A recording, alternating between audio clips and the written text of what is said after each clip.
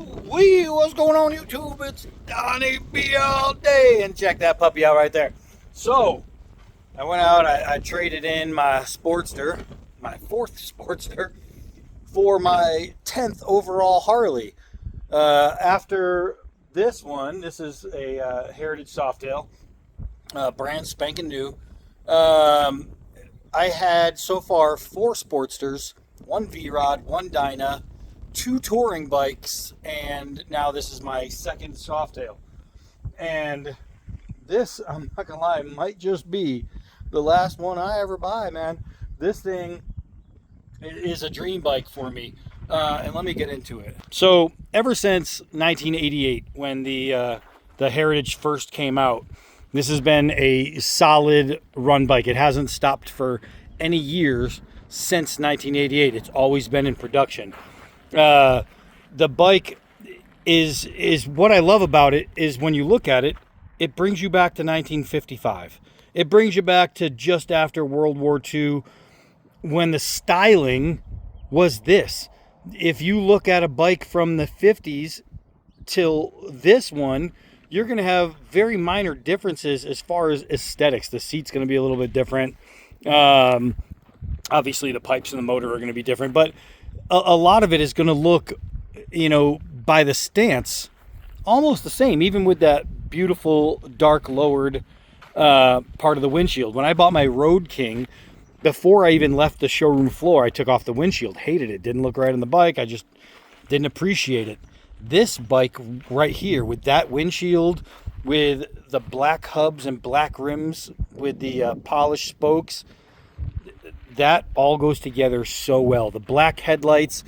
And what they did is they took a bike from 1955 and then again 1988 when the first one was done, and they thought, okay, well, we still need to modernize it. And for me, you didn't have to go crazy modernizing it, because the reason I love Harley is because I love that classic motorcycle look.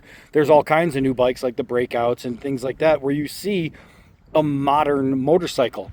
When you buy Harley, you're buying Harley because you're buying this classic, beautiful reputation, this awesome machine that's been around for over 100 years, and it's what you want. You want that big, beautiful, badass Harley Davidson. And this thing is every bit of that. This is called, in the paint, it's Atlas Silver Metallic. And I have no idea if the camera, I think it is, picking it up. The paint on this is beautiful. Now, in 1988, you would have seen a sissy bar that came stock. Now you get them extra. And I have a bar bag, so I'm going to end up putting one on there. What you would have had is like these studs, these steel studs, see how this one's round? They would have been polished or chromed, and they would have been studs all the way, all the way, So to make it more modern, and the studs over time can rust and whatnot and get miscolored. What they did is they used these black ones. And a lot of people, these black studs, blah, blah. And they whine about it. It's one of the things that I really like about the bike. It gives it rigidity. It gives it like scales, almost like you're driving on some kind of snake or some kind of big dragon. And it's just really cool looking. You can see how they do the black coating on these motors. It's beautiful. It's really, really beautiful. So this thing is a stunning piece of machinery. They give you modern headlights, and this is the only bike that comes with the fog lamps, and I absolutely love that look. Plus, being out here where it gets really dark because we don't have light pollution, it's nice to have that extra light. I've got the sock on my cleaner because we do get, right now, I don't know if you can hear the wind in the microphone, but we do get a lot of blowing dust. You can see the dust is already accumulating in some parts. But so leaving this on is just going to keep the air cleaner good. It comes with the standard pipes and these mufflers. Those are coming off. I'll be taking both mufflers off, this one, and then there's a big bracket back here. And what that's going to do is, see, this thing is already 100 pounds lighter than, say, a Road King. Once I take those off, those brackets and those pipes, that's going to be like 70 pounds more off the bike, and I'll throw some shorties on there so I don't need additional brackets. It'll just sound good. It'll look pretty tough. So that's one thing that's definitely getting done is pipes. That is a absolute must. But you got the 114 motor and all that. Now, I was talking about the Road King, and the difference between the Softail and the touring bikes is all in the frame. Where on the touring bikes you have shocks here and here. This one has a mono shock going that way. And in 2018, they completely redesigned the Softail frame. And now this frame is the single best frame Harley Davidson has ever made. It is amazing. And only 2 of the Softails have the travel in the rear shock that this one does. There's this one, and there's another Softail. I think it's a Lowrider ST maybe or something like that. But it's got like 56 millimeters of travel. So what that means is you're getting the ride of a touring bike with the stability and cornering and everything else of a Softail. So this is a best of both worlds bike. The saddlebags and the windshield come off. I just pop it right off. I could take it off, and then you're left with a stripped down bike, and you have an ultimate cruiser. You put that stuff on, and now you have an ultimate touring bike. It's like they found a way when they created in 1988 to take everything good about both styles and just throw them together in a perfect blend. And that's what this is. So the sound is not going to be great because it's got stock pipes, but we'll turn it on. They also, your fuel gauge and clock and all that is now electronic, where your speedometer is still analog, and I freaking love that. There we go.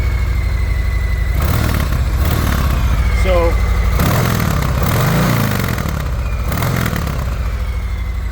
that sound is not something to write home about, but I mean, it's beautiful. So I'm gonna take this thing out for a ride. I don't yet have any way to hold the camera up on this, so I'll have to do a ride video at another time. I mean, there's a million ride videos though, so anybody could check it out. This is a video, just an introduction to my new pony and why I love this bike. Why this? And I've had 10 Harleys. This has been my dream bike since 1988. I've had multiple opportunities to get one, and I never did. I don't know why. But this time the opportunity came up. I mean, my last bike had negative equity in it. I only had 3,000 miles on it, so I was still paying it off. So with the trade-in, I owed money when I traded in that bike, and I put it toward this, and so I'm probably 30 grand into this bike, because after your setup and everything, this is a $25,000 motorcycle. It's not cheap.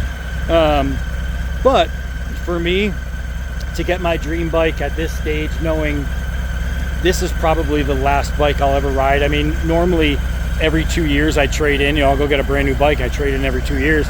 So I never put a bike usually past like 6,000 miles. This one, and another thing, and one of the reasons I'll be putting a lot of miles on it, every single person you'll ever talk to, whether they hate this bike, love this bike, no matter what, they will tell you about the comfort. This is the single most comfortable bike Harley Davidson makes.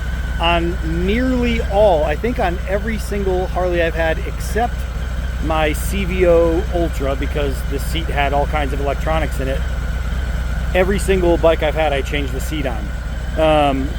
This one is the only bike stock that I have no intentions of messing with the seat. This is the greatest seat Harley makes. If you've ridden Harleys or other motorcycles, but you've never ridden one of these, go to a dealership, sit on one of these guys, try and take it out for a ride. This is absolutely, and beyond all those big baggers that you'd think would be the most comfortable, this is far beyond that. This is without a doubt 100% the most comfortable bike they make, and I'm stoked to stop talking to you guys so I can take it up and down the road. All right, so that's it for this one. Hi, I'm Donnie all day. Until next video.